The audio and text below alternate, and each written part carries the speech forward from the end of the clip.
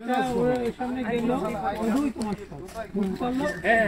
ওর সামনে গেল আমার শট, ওর সামনে আগাই গেল তোমার শট, সামনে পড়লো বেরোয় গেল আমার শট, এবার আবার ও মুভ করলো আমার তলেরা দিলে আপু দাঁড়াইলে আমি চল শুরু করতে আপার মুভ করলো।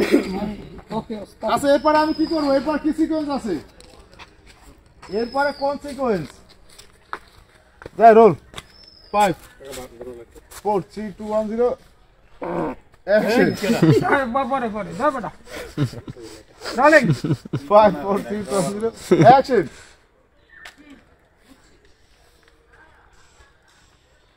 চলি আসতে যাইস না, কম চলে।